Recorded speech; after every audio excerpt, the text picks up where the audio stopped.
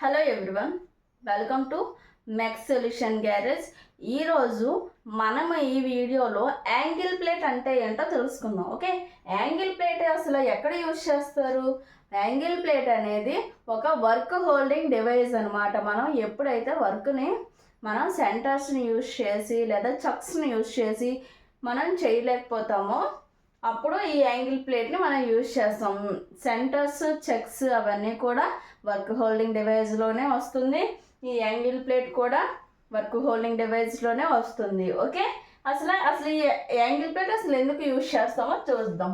Angle plate in conjunction with a face plate provided an efficient means of holding work of complex and irregular shapes. Okay, మనం ఎక్కడైతే complex and irregular షేప్స్ని normal సెంటర్స్తోని మనం fix చేయలేము. అలాంటి work పీసెస్ని మనం fix చేయలేము. ఎక్కడైతే మనకి ఇర్రెగ్యులర్ షేప్స్ లేదా కాంప్లెక్స్ షేప్స్ అనేవి మనకు ఉంటాయో వాటిని ఎఫిషియెంట్గా హోల్డ్ చేయడానికి, అటువంటి వర్క్స్ని మనం ఎఫిషియెంట్గా హోల్డ్ చేయడానికి మనం ఈ యాంగిల్ ప్లేట్స్ని యూజ్ చేస్తాం by using face plate. Face ప్లేట్కి యాంగిల్ ప్లేట్ని ఫిక్స్ చేసి మనం ఈ యాంగిల్ ప్లేట్ని యూజ్ చేస్తాం. యాంగిల్ ప్లేట్ని మనం డైరెక్ట్గా యూజ్ చేయలేము. మనం ఫస్ట్ ఫేస్ ప్లేట్ని పెట్టి ఫేస్ ప్లేట్కి ఈ యాంగిల్ ప్లేట్స్ని మనం ఫిక్స్ చేయాలి. Okay, next which is inconvenient or even impossible to clamp in jaw type chucks. Okay, ఈ యాంగిల్ ప్లేట్ మనం మెయిన్గా ఎక్కడ యూజ్ చేస్తామంటే ఎక్కడైతే మనము చక్స్ని మనం యూజ్ చేయలేకపోతామో, ఎక్కడైతే మనం చక్స్లోని లేదా సెంటర్స్లోని మనం అసలు ఫిట్ చేయడానికి ఇంపాసిబుల్గా లేదా ఇన్కన్వీనియంట్గా ఉంటుందో అలాంటి ప్లేసెస్లో మనం యాంగిల్ ప్లేట్ని యూజ్ చేస్తాం. ఓకే, అండ్ నెక్స్ట్ ఏంటంటే the angle plate is attached to face plate. Already చెప్పాను కదా, మనకి యాంగిల్ ప్లేట్ అనేది ఫేస్ ప్లేట్కి అటాచ్ చేసి ఉంటుంది. And the work is clamped to the angle plate. Okay, మన వర్క్ని యాంగిల్ ప్లేట్కి ఫిట్ చేస్తాము. ఫస్ట్ ఫేస్ ప్లేట్కి యాంగిల్ ప్లేట్ పెడతాం, యాంగిల్ ప్లేట్కి వర్క్ని మనం ఫిక్స్ చేస్తాము. Okay, the counter weights are attached to opposite side of the face plate. Okay, to counter balance the work and angle plate. Okay, ఇప్పుడు దీని అర్థం ఏంటంటే మీరు ఈ డయాగ్రామ్ని బాగా అబ్జర్వ్ చేస్తే ఈ పాయింట్ యొక్క అర్థం మీకు తెలుస్తుంది. ఫస్ట్ ఇది ఏంటి, మనకి ఇక్కడ ఉన్న ప్లేట్, ఇది ఫేస్ ప్లేట్ అనమాట.